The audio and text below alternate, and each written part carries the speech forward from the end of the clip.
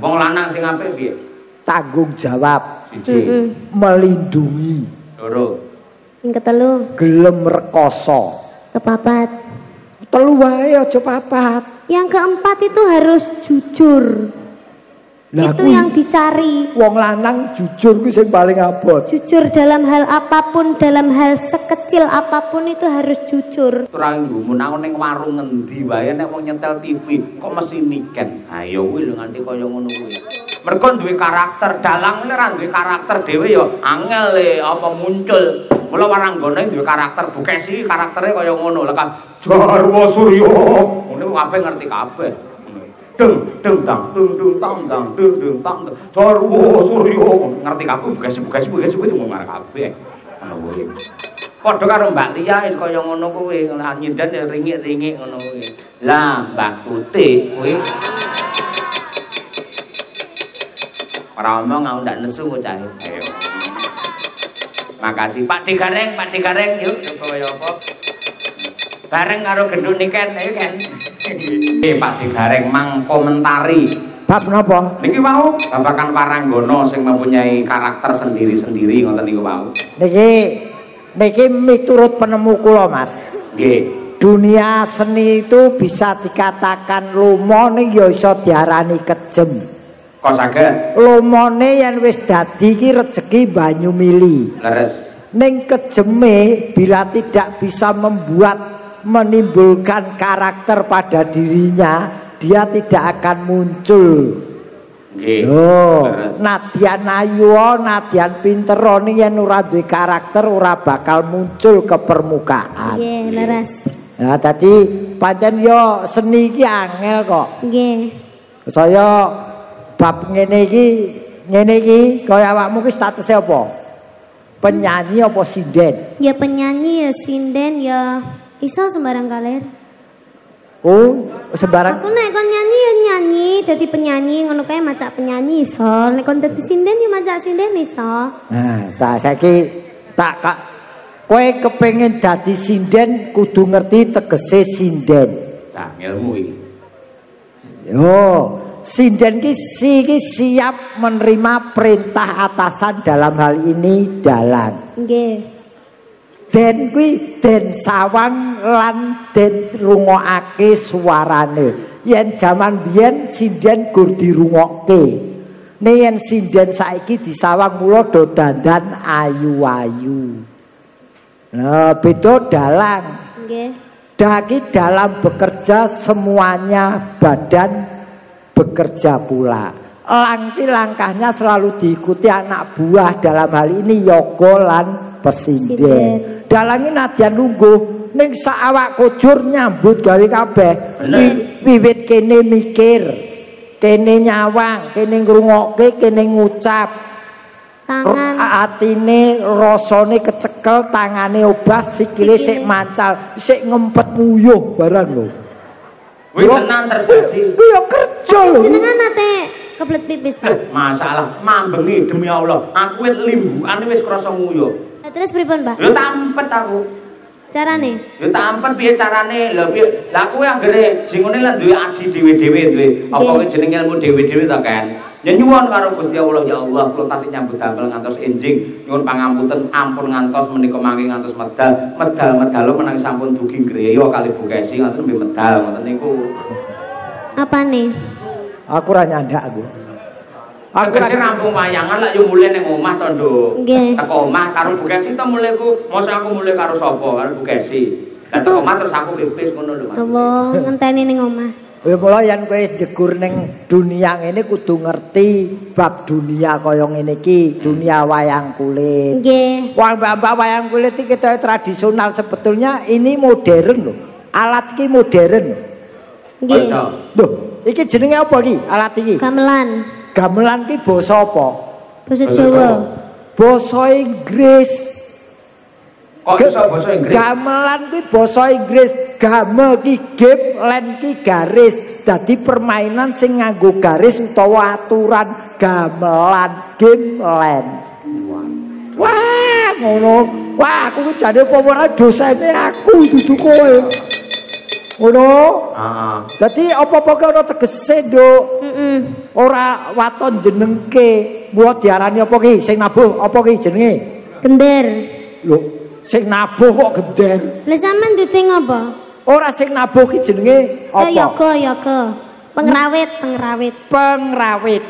Ki penabuh gamelan gaweane. Heeh.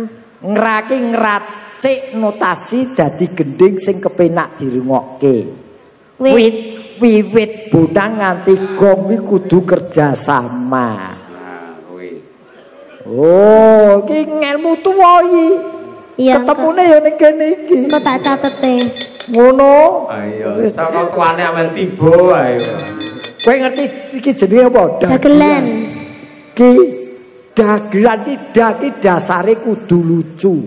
Nggih. Gelem sinau nadyan wis payu. Lan Lancar lan urane rezekine ya gumantung sinaune kuwi. Berarti semua orang itu meskipun udah tua cek enom karo sampai tua iki kudu sinau. Tetep sampai ke liang lahat paribasane ceceplah ngilmu. Oh, ki ngono ki kaya iki jujur. Ketoke kowe iki nadyan isih cilik ning lak bawahmu semene wis kaya cah dewasa. Wis duwe pacar apa urung? Urung. Aku ki ayu kaya ngene iki tapi ra duwe pacar lho. Ngene lho, wong lanang ki sing digoleki wong wedok ki telu. Apa? Ayu, pinter, gampang diapusi. Lah masalahnya aku kira gampang diapusi lho. Makane kowe gelem diapusi. Lah nyapa? Ya mah. Gendang duwe pacar. Aku mau pacaran sih. Terus nikah. Ya ora, pacaran ki 17. Penting ki mikir belajar sih. Mikir apa? Belajar sih. Oh iya benar.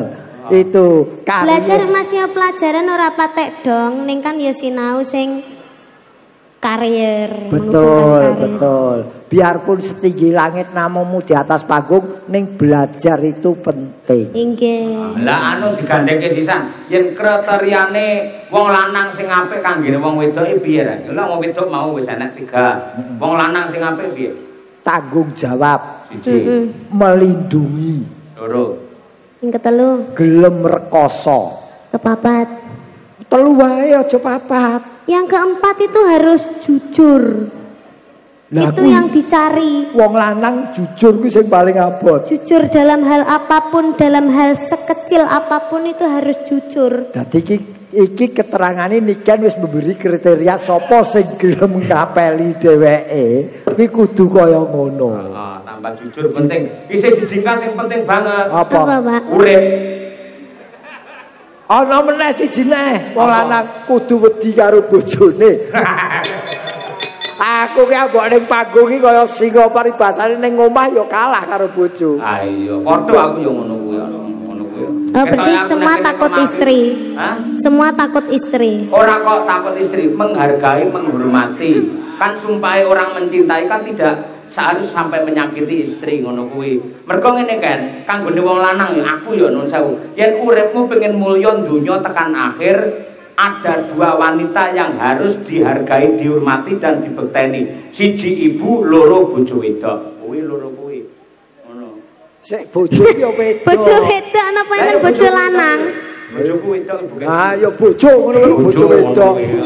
Apa dan juga istri lho Pak. Ayo. Ning ya ki karo belajar mempelajari siniken wong isih cilik. Niki tesih alit lho Bapak Ibu. Niki tesih udakara umuripun nggih 16,5. 16 tahun. Iya, Umur ana tengah. Mari ngene kan anu 17. Oh ya. Heeh, dadi saiki 16,5. Berarti urung duwe KTP. Urung foto KTP. Ya ning hati-hati ya, Nduk. Nggih, Pak. Guys sing hati-hati. Nggih. Direnan iki Bapak Sumarno sak keluarga saking tertipe anggone apa gula mentah keluarga iki dadi uripe sak tiba-tibane kepenak. Amin. Amin ya rabbal alamin. Nembang nok coba kaya apa? Sing halus napa Pak? Sing haluse mau sampe rung tau bawa ket sore lho. Oh.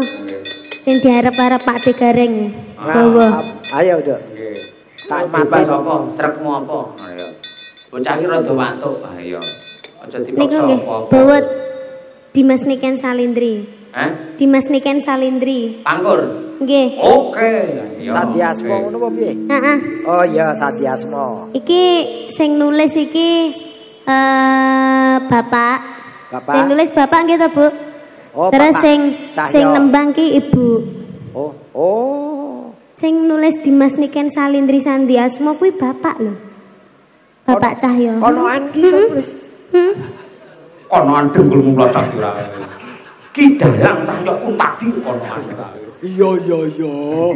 Oh lho, nang KTP tulisane yo konoan. Ora kaya. Dimas Niken Salindri. Ayo pangkur. Coba kaya apa, Nduk? Ya, kowe sik kelingan aku malah lali wisan. Ayo. Aku lagi proses gawe Sandi Asmane Tuti angel ra dadi-dadi. Ya, Nduk. Dimen buta yang rembaka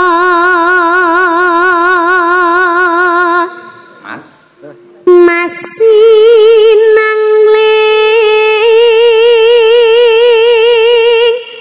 cahyane raka eksi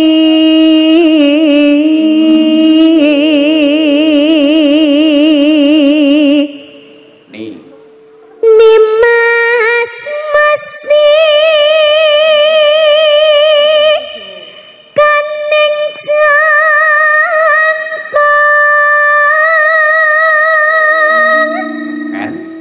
kanya kang saking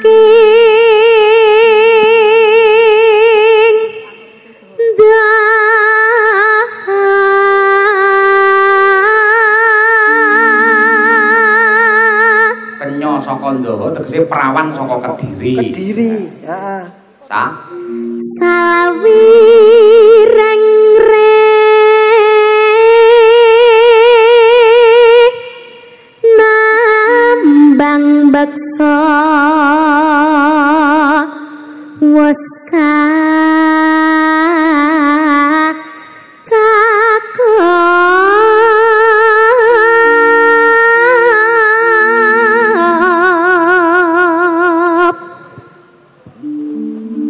linambaran jiwa tama Terakhir Dri. Driya sumarah mring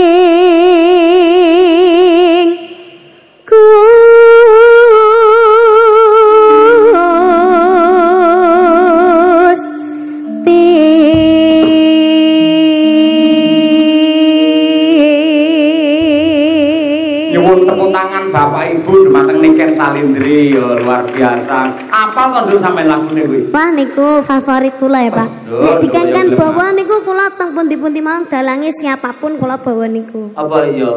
Ora pengen mene royalti ning aku ngono. Ya Allah. Royalti ora kudu duwe. Lha napa Pak? Lah bapak lek anune Bapak nyuwun apa to Pak? Bapakmu ki royalno ngono lho. ora. Bapak Cahyo nyuwun apa to Pak? Nyuwun apa? Ya ora apa kapan-kapan kowe iki pentaso karo manyangkaran ning nggenku men tangga-tanggaku seneng ngono lho. Oh, siap. Aja larang-larang ya. Pun khusus jenengan gratis, Pak. Engko bintang tamu ya Pak Digareng. Pak, aku gawekno sik to. Niku nek campur sari mayangkaran niku mboten nusan damel dagelan niku pun gayeng apa, Pak? Oh to. Nggih, estu. Tanpa pelawak wis gayeng. Nggih, sudah. Aku nyapu-nyapu ya iso kok. Nyapu apa? Oh, anggere kancane katut entuk rezeki kok kowe. Aku gawekno ku lho. Sandi apa kuwi? Sandi Asma. Kok Sandi Guna? Sandi Asma. Asma kira megeh-megeh. Sandi Asma. Lah wis tuwek kok. Lho, justru sing tuwek iki biasane ditembangke Sandi Asma ngono kuwi dadekke dalange saya kuncara. Ah iya, brimob malih. SK. Maksudnya apa nak Cahyo? Apa nggih, Pak? Tibake apa? Anda langsung mawon nggih, Pak? Ana longso kowe kan wis seneng aku kuwi. Lagam ki? Nggih. Iya dong. Cocok. Pokoke bangsa lagam tak dukung. Ah iya. Ya tetep joget karenge ora ayo. Yuk, Hana Langso, coba, yuk. Pangatara nira nalangsa hatiku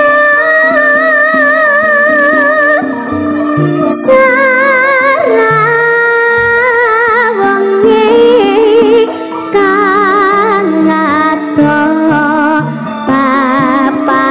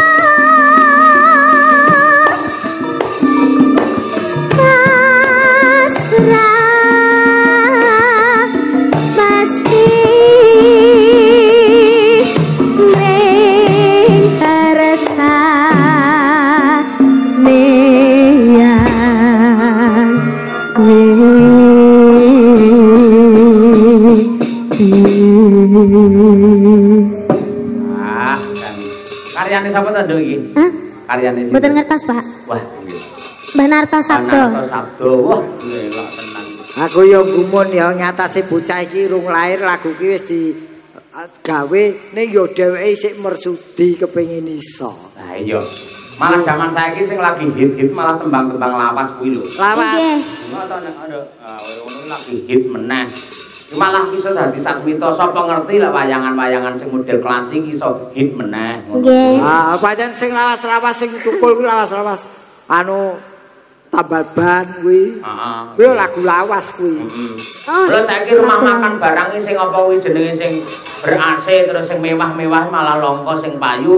Nek yen lesean terus gawe gazebo ngangge omah limasan malah sok akeh pengunjunge kaya ngono kuwi. Heeh, ya murah soalnya. Heeh, ngono kuwi. Nduk iso istirahat sik nduk bar iki. Asu. Bar iki ya. Ya. Apa ya? Nggih, mana, Pak? Selane nong winong ayo nong. Pinong meneh. Pinong iki cah pati lho aku. Hah? Pinong iki cah pati. Tulung aku. Oh, cah pati. Oh, iya. Oh, urung tau dolan ning Winong to kowe. Wilayah to. Lah iya. Ponorogo ya ana winong jetis kono. Oh, ana to. Ana, Oh, iya. Tahu itu duit kok kono aku. Ayo. Ayo nong. Enak. Nong nyat. Ayo. Ayo ngono. Kayak kayak pramugari pesawat selamat pagi. Saya baru bangun, Pak. Tadi baru ketiduran sakser gitu.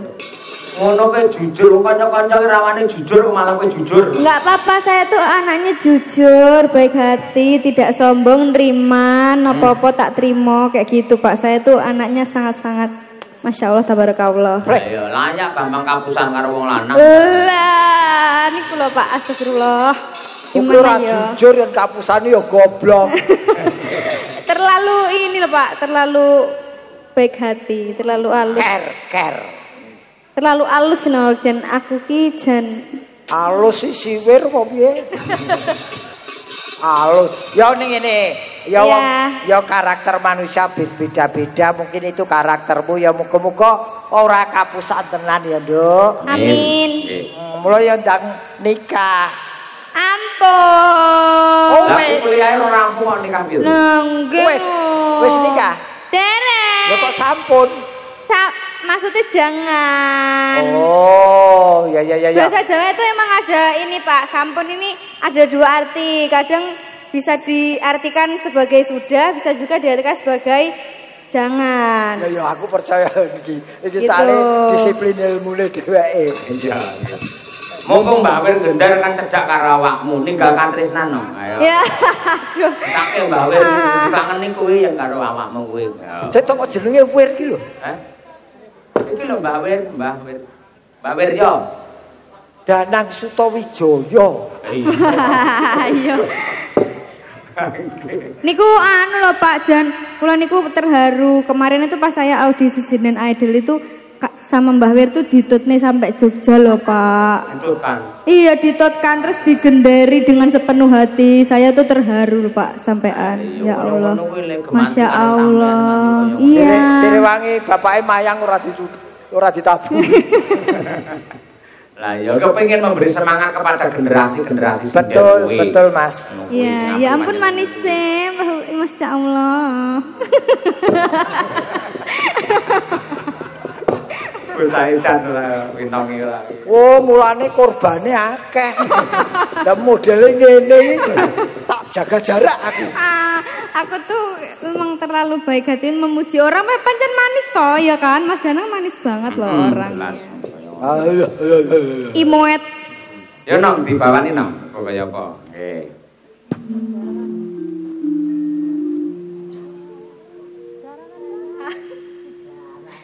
Jaranan dangdut kreasi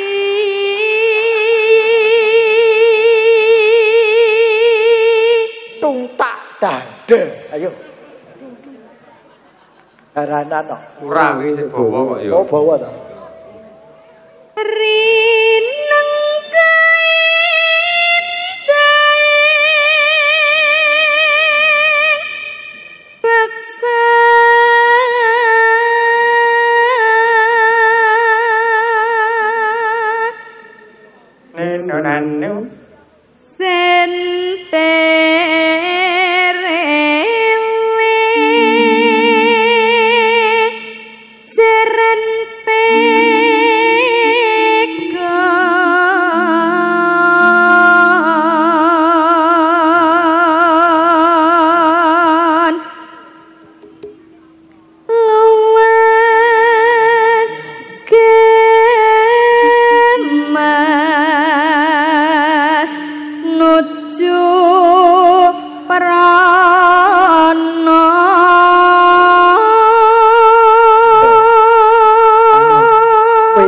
Mirong Lembang ki Pak sapa langsung maju lho. Oh. Pak Sumarno. Oh. Iya Kak. Pak Sumarno. Pak Sumarno kalian anu langsung maju. Nggih wonten dawuh napa Pak napa anu yang kaya arep pipis. Oh.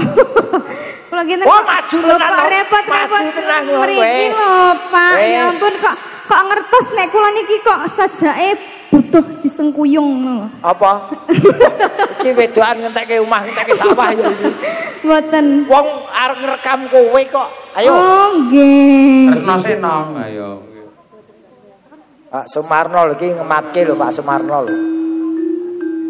Pinter agawe brangta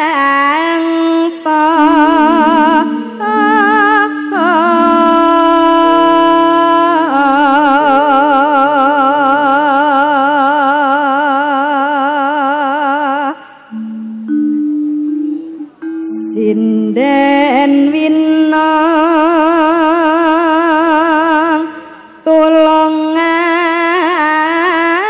aku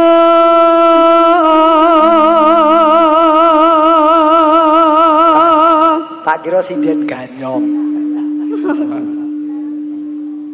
aja nganti ninggal tresno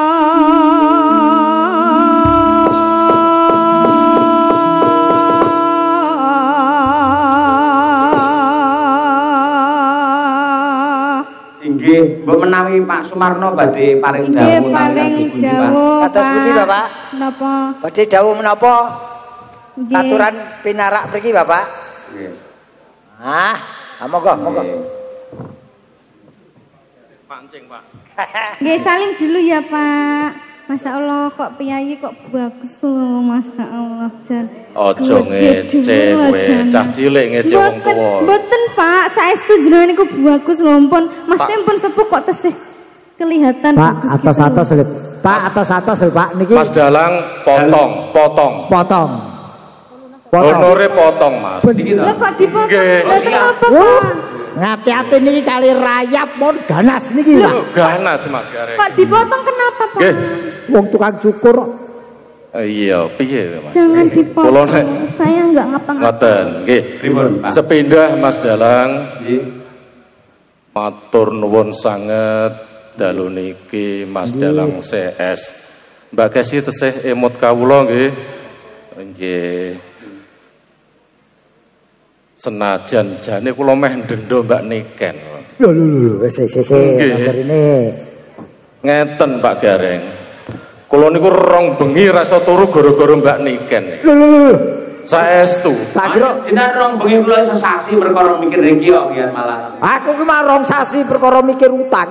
Nggih, wis gara-gara Mbak Niken rasa turu rong bengi tenan. Nggih, dos pundi to Pak? Ngantos kali dalu. Kula critake. Nggih. Pun dados kalih Mas Cahyo dintene Sabtu malam Minggu. Oh. Niki sidane nggih keluarga kula sing saking Tasikmadu mboten sios mriki, Mas. Oh. Nggih, nek malam Minggu kan libur. Nggih. Niki gandeng malam Setu nggih mboten sios mriki. Jane pomo malam Minggu dulur jenengan sing Tasikmadu saged mriki. Mriki, tapi kula niki malah alhamdulillah.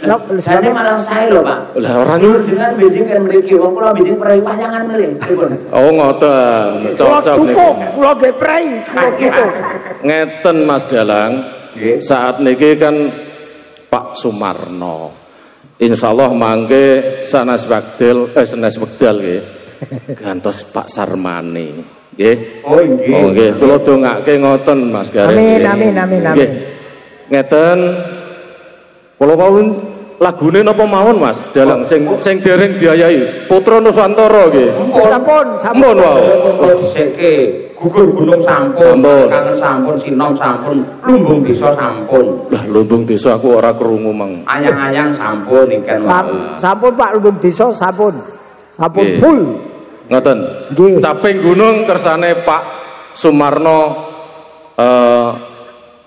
saged nderek caket kalih mbak-mbak sinden iki. Terus pilih Pak Sumarno. Ngoten nggih. Caping gunung. Nggih. Sing dereng sinten Mbak Sinden sing dereng sinten? Kabeh niki dereng numpang niki. Dereng sinten? Nggih. Sing cilik. Iya, Pak. Sing cilik wayune niki sinten niki? Oh, Birgita. SMP kelas Setunggal. Kelas tunggal. Oh nggih. Nggih ini ngentekke guru 5 lho Pak. Nggih. Nggih. SMP sampun mamah pacar. Niki kersane caping gunung sinten mangke sing sinten Mbak? Niki Vino. Ngoten jenengan nggih. Nggih, caping gunung riyen. Monggo. Nggih, terus pundi? Nggih, caping gunung. Nggih. Napa mlih Pak? Pun mumpung niki sing do melek, mengki sedherek melih ngantuk lho. Oh nggih, pun tapi matur nuwun. Wah, Pak Sumarno ngersakaken napa caping gunung napa helm kota? Oh saentene. Oh, tak piyayi kaya ngono lho Pak Marno kuwi piyayi jan nyantai tenan pun to nderek pun sak wontene nggih. Enggak tapi gunung anu bukan ono. Oke. Yo. Dek jaman perjuangan jora kelingan anak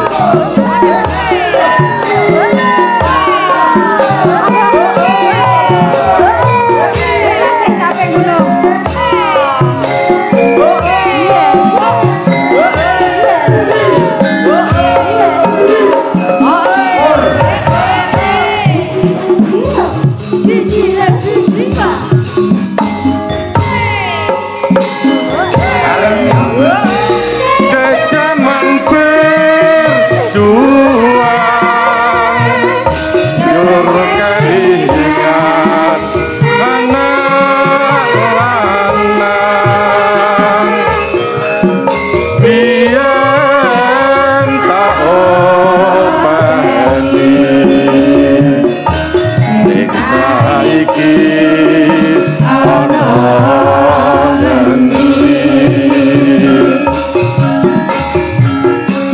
jarene wis menang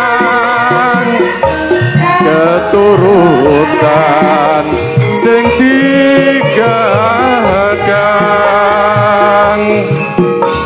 biyen nate janji